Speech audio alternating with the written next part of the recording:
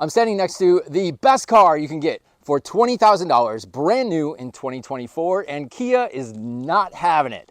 This is the Kia Forte. It's been around for about 10 years now. Had a recent refresh a couple years ago, and I think it's still a really good looking car, but Kia's gotten a little cocky lately. They've actually released some nice, bigger, upmarket cars in the last few years, and you know what? They're like, we're pretty good at this car building thing now, and Americans are really starting to trust us. So they're gonna raise the price on the new replacement for this car, and it's not even gonna be called a Forte anymore.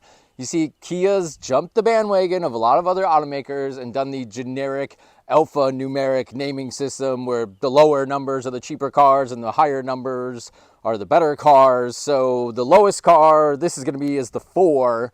They're gonna call it the K4. Here's a look at what we think it's gonna look like. And judging off that, I don't like it. I'll give it a chance. A lot of cars, I see them in pictures and they don't look so great, but then you see them on the street and they look better. But I think this car looks great, and there's no need for manufacturers to redesign their cheap cars like every few years. This one still has a lot of life in it, I think. But if you want to pick one of these up and score a sweet deal on one of the last cars that is still $20,000 in the United States, you better act fast. I, for one, think it kind of sucks that car companies are just doing these generic names. Let's start with Forte. The actual definition of that is a thing at which someone excels. Now, this was Kia saying, we can build a good, cheap car. We can excel at that. And that they did. So now they're moving on to the next level.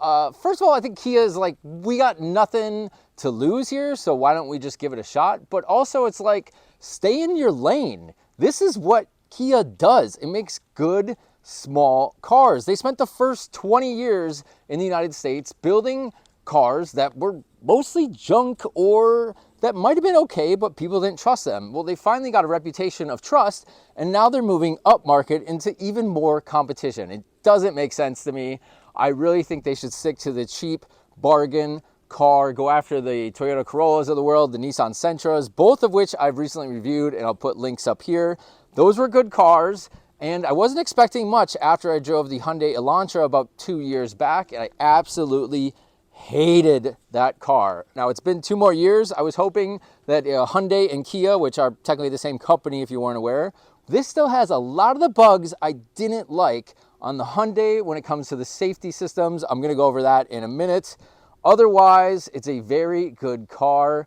And it's really a shame that Kia is not going to keep it. Now, before we do anything, I'd be remiss to not mention this first. It has to do with the key fob.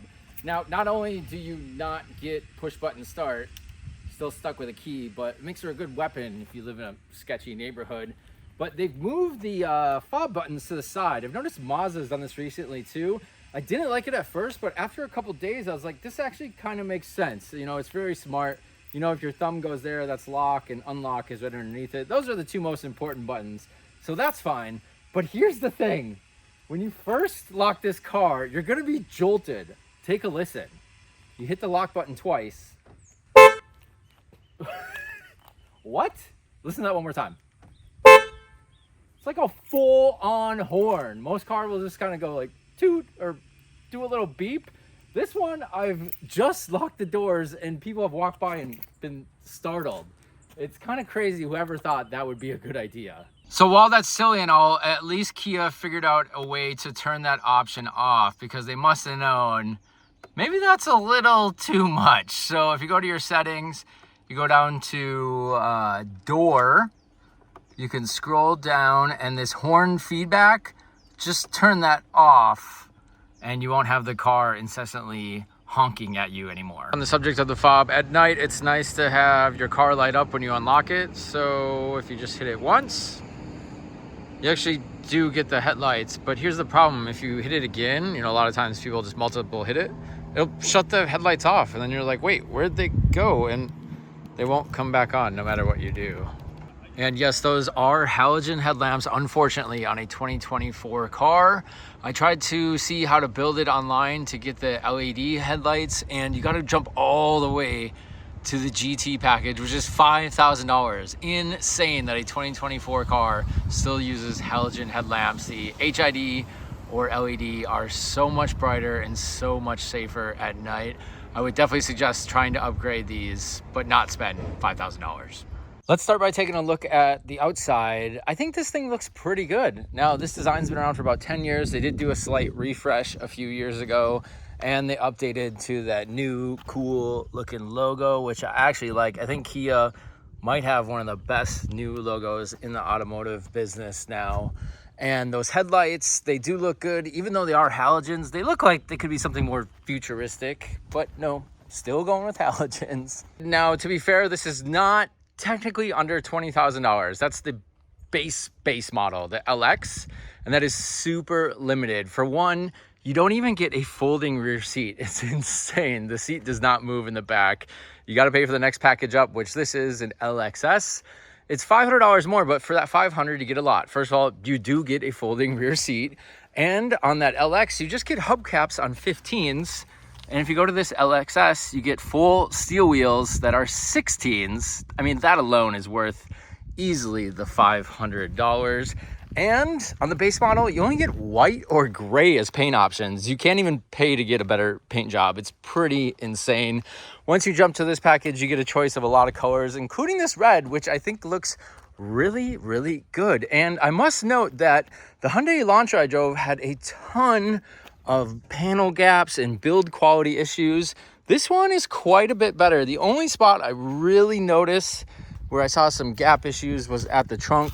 You can almost get your finger in, but I will tell you that Hyundai, I could get my whole thumb in there like no problem and just pull the entire trunk up. I couldn't believe how badly that car was built. I'm actually quite impressed with the Kia. Underneath, pretty standard for this class, a 2-liter dual overhead cam, 4-cylinder, naturally aspirated engine, 147 horsepower, 132 pound-feet of torque. It's enough to get this thing 0 to 60 in 8.2, which is pretty solid, and it's still economical. 31 in the city and 41 miles per gallon on the highway. You got a combined 35. Made it to my favorite CVT transmission that comes with a simulated sport mode. So this thing is actually pretty fun, but if you have the need for speed, you can knock 1.5 seconds off that 0 to 60 time by going to the GT line, which is a slightly smaller engine. Both of these engines are shared with that Hyundai Elantra I drove. It's a 1.6 turbocharged that'll get you over 200 horsepower, but it's gonna cost you $5,000. Now, when you're talking about a $20,000 car, $5,000 is a 25% price increase. That's pretty steep. So I think most people are gonna stick with this engine in the Forte. Out back, I noticed the same problem I saw in the Toyota Corolla. There's no button on the trunk to open it. Like, why don't you just put a trunk release button there? I don't understand. So you can either do it up front down by the driver's seat or on the key fob if you just hold it. Now, thankfully, it mostly pops up if you got bags in your hand that you're about to load. Once inside, though, it's huge. I think this is the biggest trunk in its class. I'm going to show you here. A little bit rough to get in, but once you are in, there's so much space. One small investment you should make, though, is getting a rubber floor mat down there. Now, they did kind of ridge it to maybe stop things from flying around, but it doesn't do much. Check this out. I loaded some groceries in. And when I got out, they were all over the place. So do yourself a favor, spend 20 bucks or so and get a rubber mat. Out back, pretty basic transportation here. If you have more than little kids that are gonna be riding in the back fairly often, you might wanna go one size up. Now, this seat is kind of right in the middle. I can fit in, my knees do touch. I'm 6'3", so on the taller side. If I really, really sit up tight, my head does touch the ceiling, but I can kind of lean back and it's not too bad. But if you hit your knees here, you're hitting it on really hard plastic, so that's not the most comfortable thing ever. And there's no armrest in the center with like cup holders and things of that matter you might usually find. There's no USB ports. I know kids always have like tablets or maybe even phones. And no cup holders other than these door ones, which kind of suck, especially if you got kids with like juice boxes and stuff, because they slam the door and it splashes all over the place. So those are really only good for bottles that are sealable. So if you're gonna have passengers in the back fairly often, this might not be the car for you. Up front, passengers are treated a lot better. Let's start with the doors. Hard materials. I mean, as you'd expect in this class, I wasn't looking for a luxury car here. The design is fairly straightforward and actually looks pretty good. There's a combination of like these circle vents and more traditional rectangular vents. I'm gonna hop in here. You got your standard, power mirrors, doors, windows, things like that. Traction control off button. You got your dimmer lights. Headlights are controlled up here. You got auto headlamps and standard headlamps. This does have the auto bright headlights. Like most of the Hyundai and Kia things, they don't work very well. Car's set to auto high beams. It's a dark road and we are not in high beam. No reason it shouldn't be in high beam, but that's usual on these headlights. But there is an option to just manually do the brights too. Plenty of controls here. Actually, a lot of things that you can control within the menus here. I was very surprised at what you get for this price point. You got your tire pressure, shows each individual tire, and your miles to empty, your lane keep assist, which is also terrible. It drives like a drunken sailor. So I'm gonna show you what I mean here. This is a nice, well-painted road. It's quiet, and I have lane keep assist on right now, and watch how it keeps you in the lane. It really likes to bounce back and forth in the lane. Again, this is all the car doing it itself. So, I mean, it does what it's supposed to do. It does keep you in the lane. It just has a tendency to bounce back and forth in the lane and kind of makes you feel a little unsure about what the car is actually doing. You can control that here and it's easy to turn off.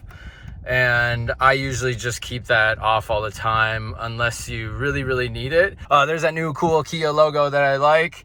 And you have steering wheel controls for the center screen, which is about 7-inch screen. It's totally adequate. I don't like the gigantic screens, and I like that they've kept the climate control separate. It's not dual zone or anything. It's just the standard dials, which I'm totally okay with, especially at this price point. But back to that screen, you get Apple CarPlay, and it does have wireless CarPlay, which is nice. It all works and everything. It is a little slow, I will say. Every time you go to hit something, the screen itself works good and is nice and fast, and the Kia system is a little bit confusing, but you're probably not going to use it too much. You mostly just stick to Apple CarPlay. But when you do switch things on your phone, like switch a song or fumble between a podcast or a map or something like that, it takes a second for the screen to register. And the same thing if you use these buttons like volume or skip track here.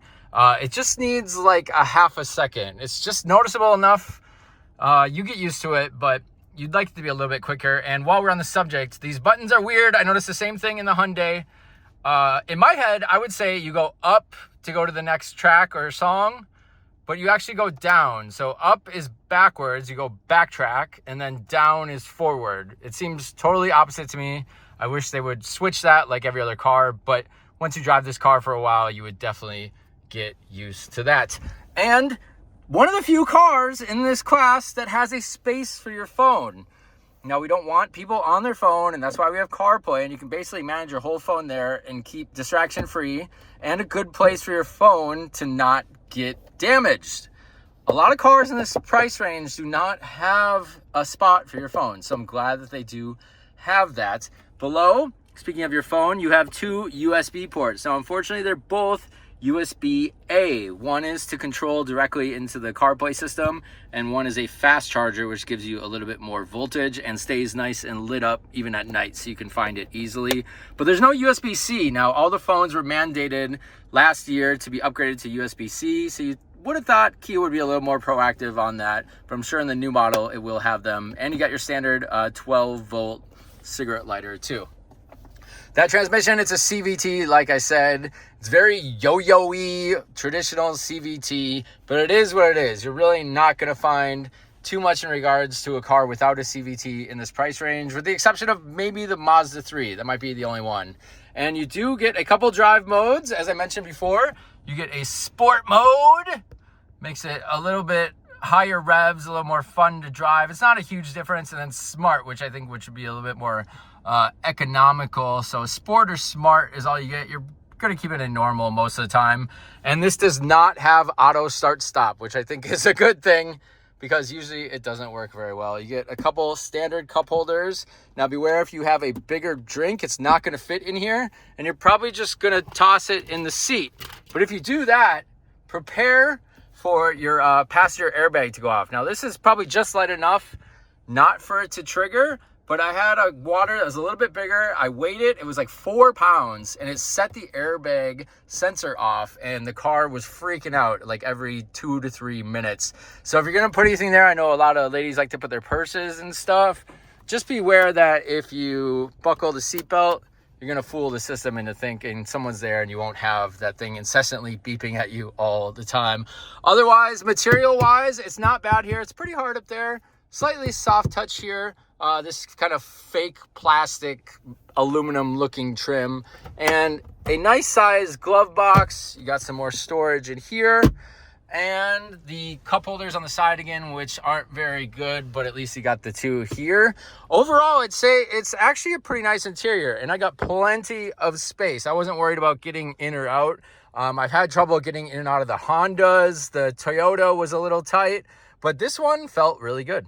Couple other things to note here. The sound system, I didn't expect it to sound like a stadium, but that's about the limit you can have the bass on, 4 out of 10, before the doors feel like they're gonna rattle off the car. And just the volume in general, it doesn't get very loud. I thought I would turn this whole volume control off, and it doesn't help much.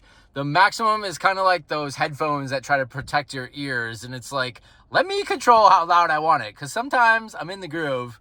I would like to play you a song, but I don't want to get kicked off of YouTube. You'll just have to try it out for yourself if you're an aficionado in that space. And the parking brake, it's still got old school no E parking brake, which is fine, but just note that you kind of have to like push it all the way down, because if you just normally do that and then drop it, you think you're good to go, but you're actually not. You get that little warning light when you start, and you're like, hey, wait a minute, the parking brake's still on. So you kind of have to force it down. Not a big deal. Up above, you get standard like vinyl visors, and they have a mirror but no light, and they don't extend. There's no slider, or it doesn't extend from there. So that's all you get. So you might have a little sun coming up on you. But it does have one thing that I don't find in the compact cars very often, that I use all the time: the sunglass holder. I don't know why every car doesn't have these, but it seems a lot of these cheaper cars miss that. The moment of truth, let's go for a test drive. Unfortunately, still have a key, which is one of my pet peeves, because I take like a bunch of short trips all day, and I don't want to dig through my pockets to grab a key, but I could get used to it, I guess. Kind of a deal breaker for me, though. I'm sure it's an option. I actually didn't really see it. I bet on the GT line you could get that as an option, but like I said, it does cost quite a bit more. First thing I should note too is the reverse camera. It is equipped, obviously. It works fine. This doesn't have the sensors or anything. You can pay up for that. It'll give you cross traffic alert and blind spot monitors. This one does not have blind spot monitors either, which would be a nice option. About $500. You get both of those options. I would probably suggest that package too. But one of the nice things is after you're done backing up, let's say you're in like a busy parking lot and you just kind of creeping around, it keeps that back camera on, because sometimes, you know, if you're in a tight spot, you gotta back up again. So that way you don't have to wait for the camera to bounce on and off, and you can kind of keep an eye on what's going on in the back of your car. But then you get about over 5 miles per hour, and that camera will then disappear back to the main menu. Now, I should note, as the outside I said was built better than the Hyundai Elantra, so is the inside. It is really quiet in here. There's a little bit of road noise, but not too bad. Like no wind noise. This cabin is sealed nice and tight. I gotta give Kia props for a cheap car like this. The build quality is really quite nice. It actually like far superior than the Honda HR-V I drove a couple months back. I'll put a link to that video. that car was hideous. You could hear everything. This does have the CVT transmission, which I'm not a fan of. I've said it on every car I've had a CVT. This one is no exception. You kind of can't really avoid the CVT transmission in this class of cars though. So it is what it is. It's a little yo-yo-y. If you've never driven a CVT, it's kind of like a rubber band where it'll snap back and forth, especially if you're going between reverse and forward like really quickly. You kind of need a second, and then it'll kind of yank you around like my hat. And I'm gonna put it in sport mode right now though, so we'll hear it rev a little bit higher and see what kind of race machine this is. You get a little bit more life out of the engine when you do that. Certainly not a sports car, and there's a lot of understeer when you get into the curves at a little bit of speed. It doesn't inspire you with a ton of confidence, but I think that could be due to the tires. They put Kumho tires on here, which are not that great. So I bet if you upgrade to a nice quality set of tires, you're gonna see your performance improve pretty significantly. All right, we're gonna get past these cars and we should be able to lay it out a little bit, hear what this thing can do.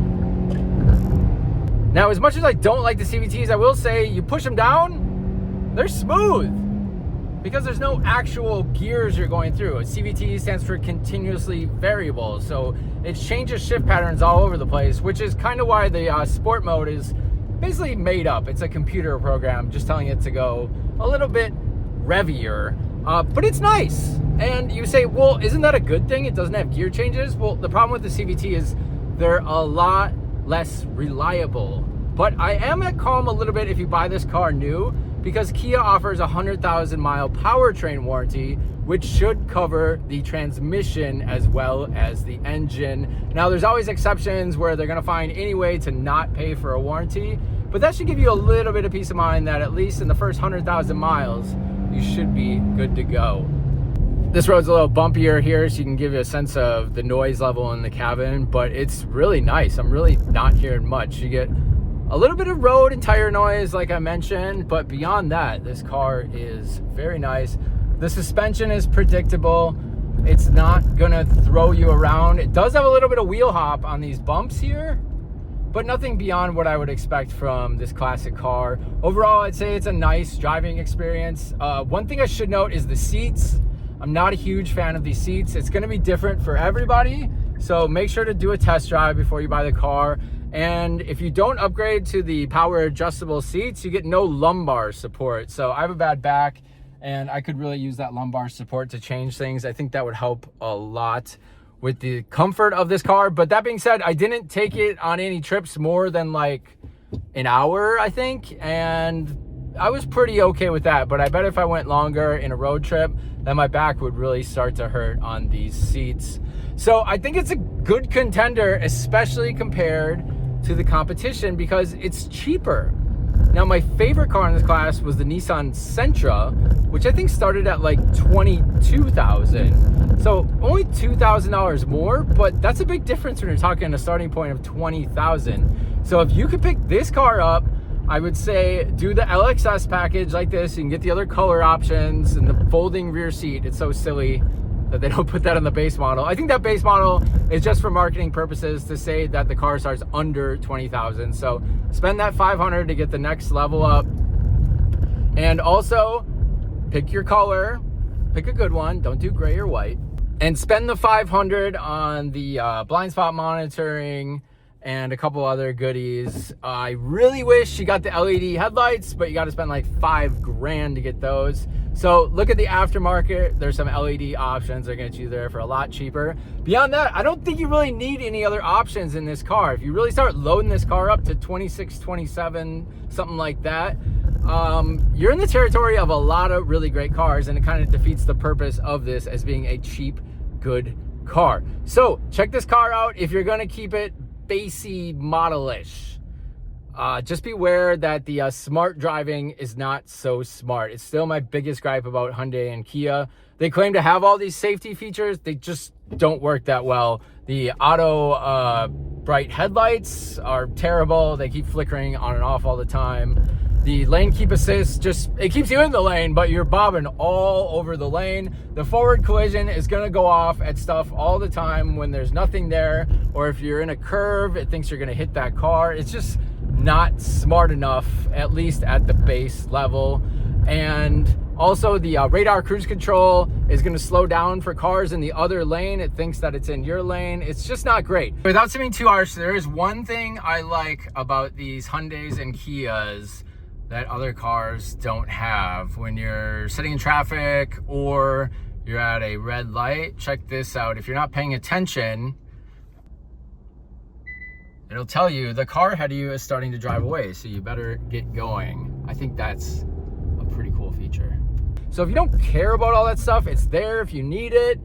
And most people aren't gonna use that stuff, especially if you're driving in the city. You really have no use for a lot of that stuff like radar cruise control and things. So if you're driving in the city and you want good economical mileage, definitely check out the Kia Forte. Kind of sad it's going because that new K4 is pretty ugly, but I'm gonna give it the benefit of the doubt. We'll see when it comes out later this year. But for now, try to score a deal on this. It's the last of the models sitting at the dealership. I bet you can make a deal with them because they're gonna wanna clear these off the lots to get the new cars. I hope you enjoyed this review. If so, make sure to leave a note down below. Like, share, and follow at Petrolectric. I'll see you on the next review.